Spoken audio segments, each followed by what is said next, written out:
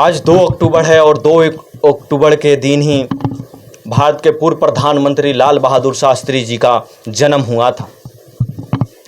2 अक्टूबर 1904 ईस्वी को मुगलसराय उत्तर प्रदेश में उनका जन्म हुआ था और वो बचपन से ही काफ़ी संघर्षशील थे।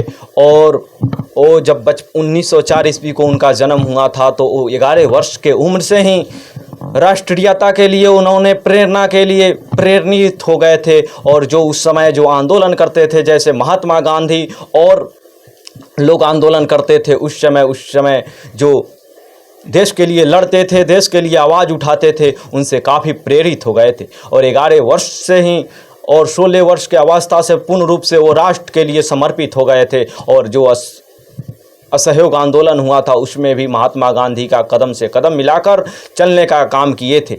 और आज शास्त्री जी का जन्मदिन है तो एक छोटा सा हम उनके कहानी सुनाएंगे। बचपन के दिनों में जब वो स्कूल जा रहे थे तो स्कूल जाते थे जहाँ उनके बीच में नदी पड़ती थी, तो नदी पड़ने पर नाव में जाने पर कुछ पैसा लगता था।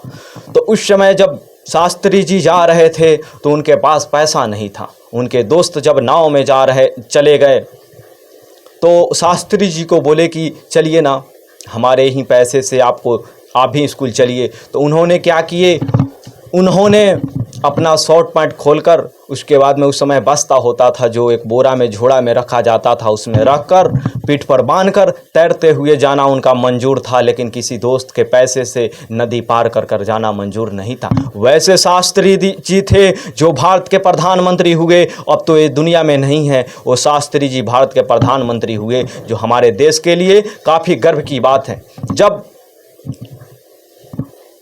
यहाँ लोगों को भूखमरी की स्थिति था भारत में, तो प्रधानमंत्री रहते हुए हल बैल से ज़मीन जोत कर भारत के लोगों को संदेश देने का काम किए थे कि एक प्रधानमंत्री हल बैल चला सकता है तो आम आदमी क्यों नहीं। जय जवान जय किसान का नारा देकर एक भारत में क्रांति लाए थे। और उसके बाद में फसल उत्पादन में इतना आगे गए कि भारत आयात पहले करता था, आयात के साथ साथ निर्यात भी करने लगा।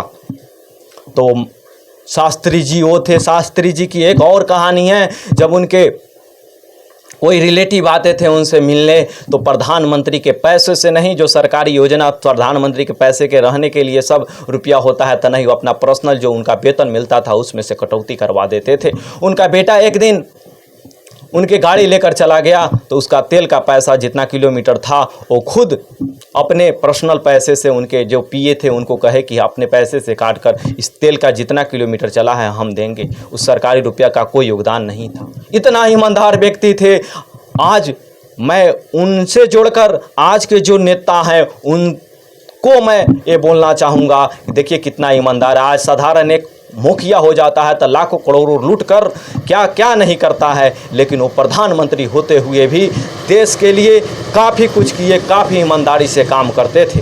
और हमें भी गर्व है कि हमारे भारत को ऐसे प्रधानमंत्री जो मिले उसके लिए हम लोग गर्वान्वित महसूस करते हैं और करते रहेंगे। लाल बहादुर शास्त्री इतने अच्छे थे, इतने व्यक्तित्व के धनी थे कि जब वो रेल मंत्री भारत के थे उस समय हादसा हो गया था और रेल दुर्घटना हो गया था। तो रेल दुर्घटना में कुछ लोगों की मौत हो गई। जब संसद में बात चला इस बात को तो खुद लाल बहादुर शास्त्री ने उस गलती को एहसास किया।